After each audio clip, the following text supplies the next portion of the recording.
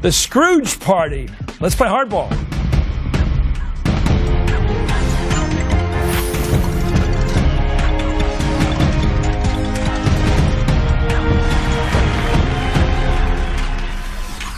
Good evening, I'm Chris Matthews in Washington. Let me start with this battle for Christmas. On one side lies the Scrooge Party, not a cent more in minimum wage. It barks any more lip from you and you lose that low-paying job of yours. On the other side are the majority of the American people, 2/3 in fact, who are for raising that minimum wage to $10.10 an hour. On the one side sits the Scrooge Party again that wants to deny health care to those barely above the poverty line, who want to cut off food stamps and unemployment insurance. No work, one of them declared, no food. With a week to go before Christmas, the two parties are showing where they stand. Senator Sherrod Brown's an Ohio Democrat, Dana Milbank's a Washington Post columnist. And by the way, you'd be hard-pressed to find any holiday spirit inside the far-right's legislative agenda. They've led a coordinated attack on the poor. As I just said, they've rejected proposals that would help them earn, or poor people earn, a living wage. Republicans in 23 states have rejected a free expansion of Medicaid under the Affordable Care Act. They've tried to significantly roll back or even eliminate food stamps, and they've resisted calls to extend unemployment benefits for millions of people currently looking for work. And by the way, let's look at the first, the minimum wage. Republicans, including John Boehner, the Speaker, have consistently rejected any increase in the minimum wage ever since the President brought it up during his State of the Union address. And two congressional aides tell Hardball that there's currently no action on a deal in either the Senate or the House, in part because the Republican uninterest in the issue. The GOP's opposition comes despite continuing evidence that the public overwhelmingly supports the minimum wage hike.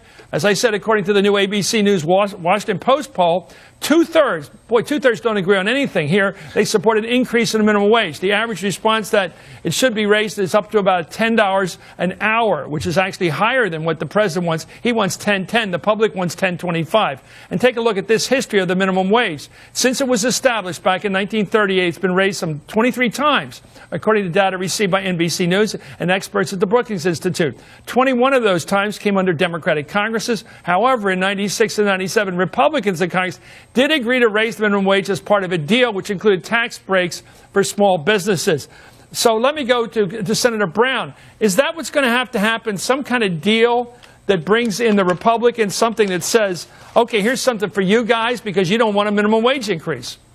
I'm not clear. I know that we will come back the first of the year. The first couple of things that I believe that we will work on in the Senate is to extend unemployment benefits and to raise the minimum wage. A couple of things, Chris, about this minimum wage that are particularly significant. One is it's got a cost of living adjustment built into it. So if we can raise it to $10.10, it will keep up for it with inflation. We won't have to go through this every 4, 5, 6 years. This was last passed and signed by President Bush in 2007. The other thing that's important in this and rarely discussed is right now the minimum wage for tipped employees is only $2.13 an hour. And that's not just waitresses and diners. It's people that push the wheelchairs at the airports. It's valets.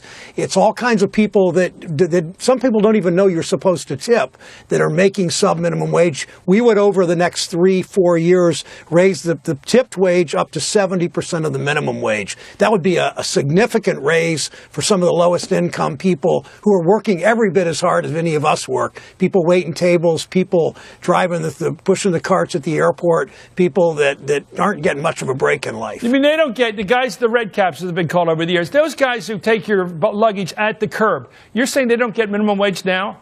They do not get, in most cases, they don't get minimum wage. I've talked to a number of them. I don't know in every case with every airline. Typically now, a lot of these people aren't working for the airlines. It's been outsourced to another company. So the airlines don't have to take any heat when it comes out that they're paying sometimes sub-minimum wage. They rely on tips. Oftentimes, if things are slow, the tips aren't very generous or aren't coming at all. And that's why it's important to raise that minimum wage, which hasn't been raised since the early 1990s. So the tipped minimum wage has been stuck at $2.13 for more than 2 decades. And that story's not talked about much. We need to raise the visibility of that and begin to put pressure on people that oppose the minimum wage.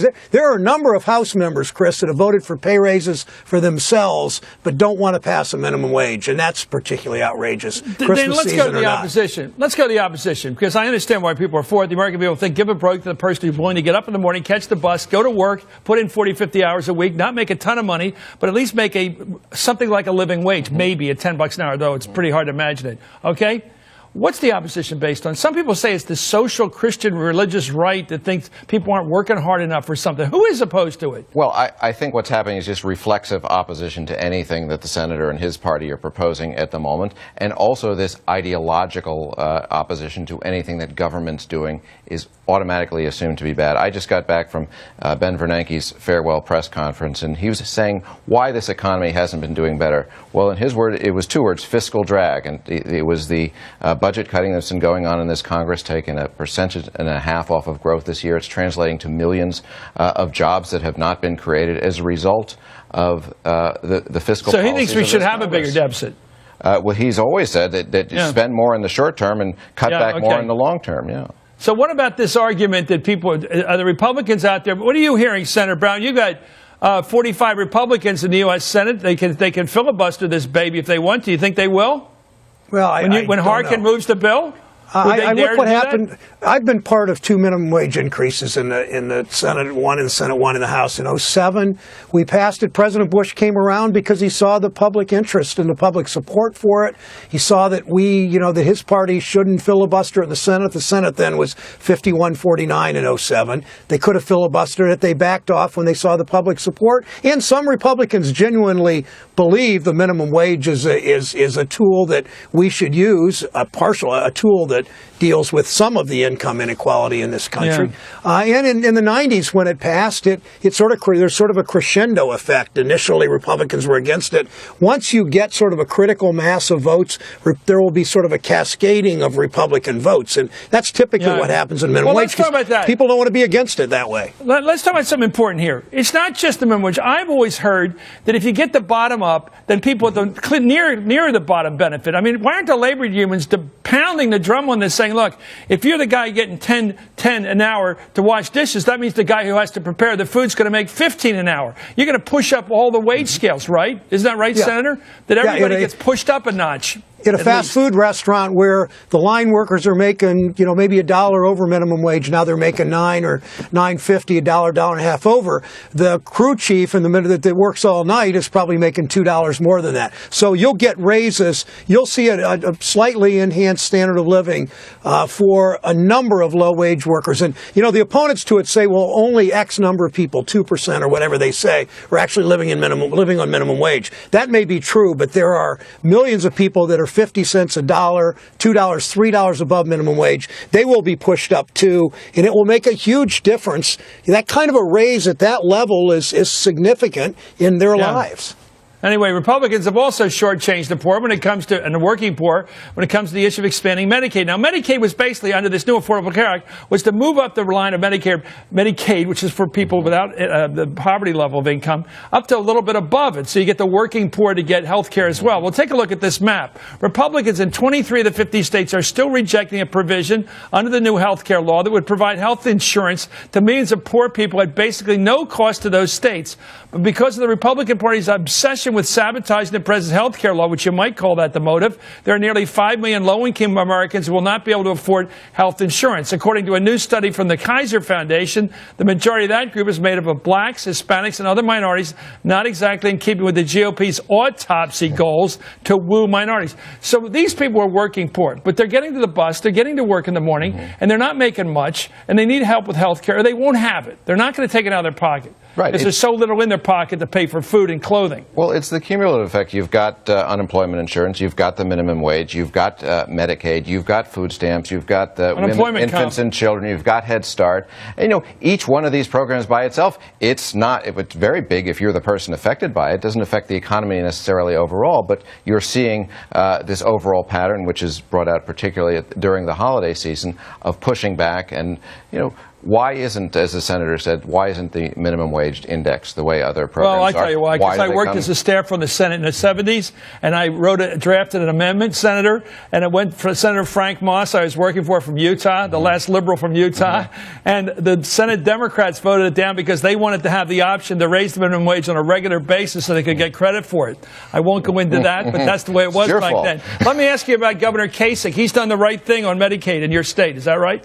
Yeah, he has. I applaud him for that. I called him and thanked him for that. I wish that he had also set up the exchanges. He did it the legislature has tried to block it. The legislature is far, far to the right. Governor Kasich's a pretty conservative guy. He did the right thing here. What's unfortunate is if you live in a state like Texas and your governor, because he's on some ideological mission, refuses to take 100% of the cost. Federal dollars pay 100% of the Medicaid expansion for the first 2 or 3 years, then up to then at least 90% beyond that, or 90% beyond that. So it's really a gain economically for the state, in addition to what it means, obviously, for all these people. And one of the most important things we can do to deal with income equality is give incentives for work by providing Medicaid for these people that are making $9 and $10 and $11 an hour. By the way, Rick Perry wasn't known to be the smartest. Anyway, wasn't he the oops guy? Anyway, Republicans have also declared war on the poor when it comes to the issues of food stamps and unemployment insurance. The House of Representatives has tried several times to gut funding for food stamps this year. Historically, the program has been part of a farm bill, but House Republicans took the unusual step this time of stripping it from that legislation. It's a far cry from the autopsy. Again, by the way, it must be a quote here, the low-income Americans issue. Let me ask you, Senator, about this whole question of the party. Ohio is, to me, a perfect political state. It just always seems to me, since I was a kid, a political junkie at 14 or 15, I began focused on Ohio all the time. It always seemed the most interesting state because it seemed to me the one that was most typical of the country politically. Isn't it a state that really is right at the edge of where we are politically in this country, Ohio? Yeah, I mean, it's just as this year when all of you on MSNBC called Ohio, the next thing that you said was that Barack Obama's reelected. But here's the problem in Ohio in part. President Obama. No, I said if he carried Virginia, he was going to carry Ohio. Well, that's right. That's right. Virginia's getting more and more Democratic. But Barack Obama carried Ohio by 3 points. I won by 6 points last year. Yet our congressional delegation is 4 Democrats and 12 Republicans. And the 12 Republicans, with a couple of exceptions, are very, very conservative and on the wrong side, in my view, of so many of these issues that I think will benefit our state on unemployment insurance, as Dana said, on food stamps, on all the issues that really give the working poor. I mean, these are people that are working and struggling, don't dress quite like we do, need Social Security when they retire, need some help, but are working hard and playing by the rules and all of those things. And they're getting no help from their government. And it used to be that, Dole and McGovern worked together, and we could work through a lot of these things on minimum wage and food stamps and unemployment insurance. And there wasn't this sort of combativeness, even on these issues around which there used to be consensus. Sherrod Brown, member of the Senate, Yale graduate, smart guy, friend of labor. I think you'd be a great running mate for Hillary Clinton. What do you think? I don't think so. I think that I'm very happy where I am. Senators who have ambitions beyond the Senate tend to perhaps not serve quite as well. So if asked, you would think about it or not? I'm really not. I really am not interested. I love what I'm doing. I really don't want to put that in my mind in any way. But I appreciate the compliment. Thank you. No, it's in my mind because I'm looking for a good, solid ticket there, and I think Hillary needs. She doesn't need anybody really, but for the ticket purpose, I think you would be a perfect pair. Thank you, Senator Sherrod Brown and Dana Mailbag. Merry Christmas to both of you. Coming up, happy holidays, I should say. Coming up, President Obama is sending openly gay athletes to represent the U.S. government at the Olympics in Sochi. It's a not-so-subtle message to the Russian government and its anti-gay laws. Plus, 2016, who are the viable Democratic alternatives to Hillary Clinton if she doesn't run? Who does? The bench is thin. The prospects aren't great.